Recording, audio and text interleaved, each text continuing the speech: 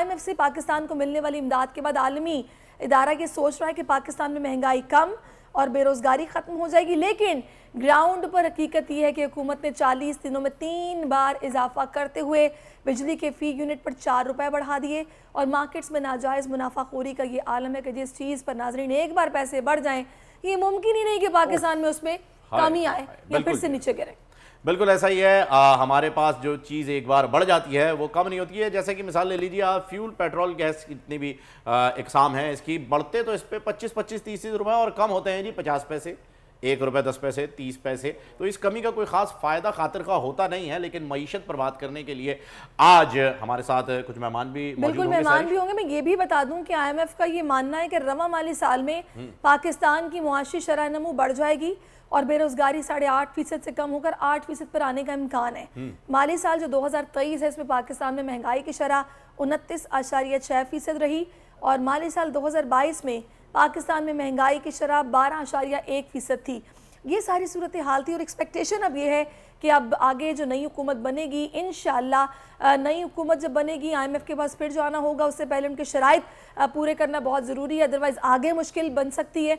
तो फ़िलहाल ये जो मुआहदा हुआ है इससे हमें फ़ायदा कब तक मिलेगा या प्रोलॉन्ग करेगा, ये जानने के लिए माहिर मुआशियात डॉक्टर खाकान नजीब साहब हमें ज्वाइन कर चुके। डॉक्टर साहब बहुत शुक्रिया आपके वक्त का। डॉक्टर खाकान, मुझे ये बताएगा कि एक आम पाकिस्तानी क्या उम्मीद रखे, ये जो स्टैंड बाय मुआहदा हुआ है, अब केयर टेकअप सेटअप आ रहा है, महंगाई इसी तरह कम होती जाएगी या फिर एक ये सिर्फ ये थोड़ा सा ताज़ा हवा का झोंका है, मामलात फिर ख़राब होंगे आगे चलकर? बिस्मिल्लाहिर्रहमानिर्रहीम।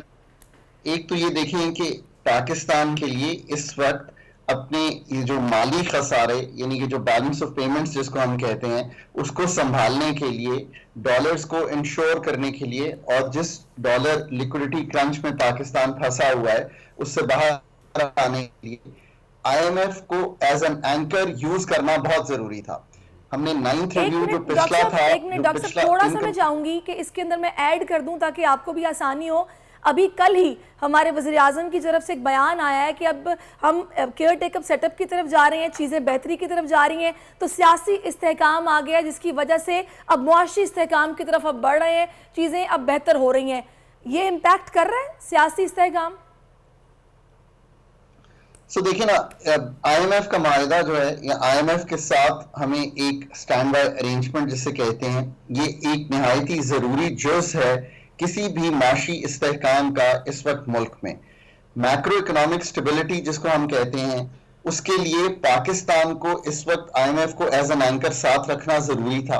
आप सिर्फ यूं देखिए कि पाकिस्तान के ज़र मुबादला के ज़खायर 4.4 अरब डॉलर के करीब खड़े हुए थे जब IMF का माहिदा नहीं हुआ था।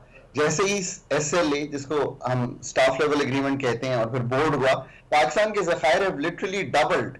अब इस वक्त हम 8.5 अरब डॉलर के करीब चले गए हैं। सऊदी पैसे भी आ गए, UAE के पैसे भी आ गए। इन द शॉर्ट रन तो हमें एक अपने डॉलर लिक्विडिटी क्रंच से निकलना है। हमने अपने ये जो खसारे हैं इनको संभालने की कोशिश करनी है। इसको किए बगैर पाकिस्तान ये अगले 9 माह जो है जिसकी आप जिक्र कर रही हैं, जो पॉलिटिकल चेंज आने वाला है, यानी कि हम एक इलेक्शन साइकिल में जाने वाले हैं, इसको पूरा करना पाकिस्तान के लिए मुश्किल हो जाता।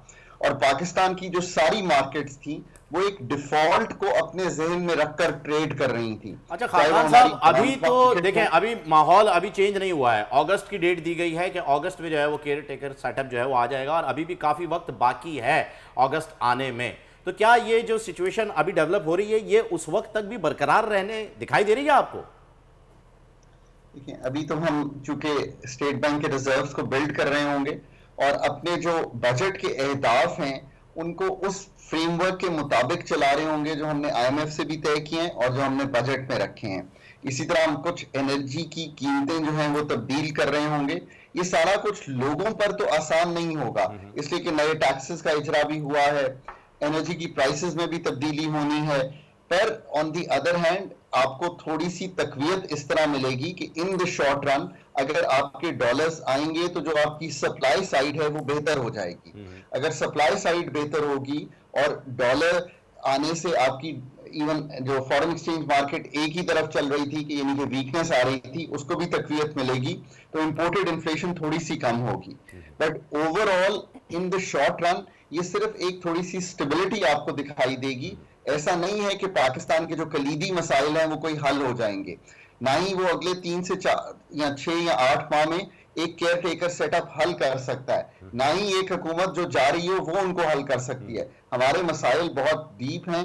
ये हमें एक थोड़ा सा, आप इसे कहेंगे साई ऑफ रिलीफ, या ये वो वक्त फराहम करता है, ये एक ब्रीदर देता है कि आपके 6 से 8 माह गुजार सकते हैं। ये कहिए, बिल्कुल आपने सही कहा कि 6 से 8 माह गुजार सकते हैं, लेकिन कभी भी IMF ये नहीं कहता कि बिजली के रेट बढ़ा दो या फिर अजाफी टैक्स लगा दो।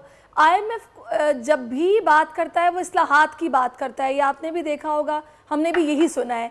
जब तक हम इस्लाहात की तरफ नहीं जाएंगे, जो भी तब्दीली आ जाए हमें वो वक्ती तौर पर ही महसूस होगी। तो ये इस्लाहात की तरफ जाना कब और कैसे ज़रूरी है, कुछ इस पर रोशनी डालिए।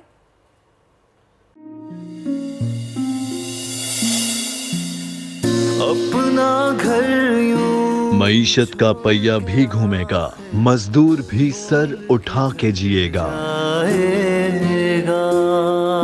खेतों में हरियाली लहराएगी, किसान भी खुशियां समेटेगा, है वक्त गुजर उम्मीद के चिराग जलते रहेंगे, महंगाई से भी जान छूटेगी। फैसले की घड़ी पाकिस्तान जीता है और पाकिस्तान ही जीतेगा।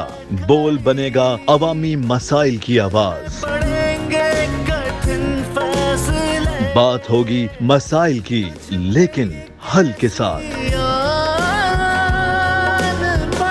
देखिए खुसूसी नशरियात मिशन मईशत बुध के रोज 1 बजे सिर्फ बोल न्यूज पर।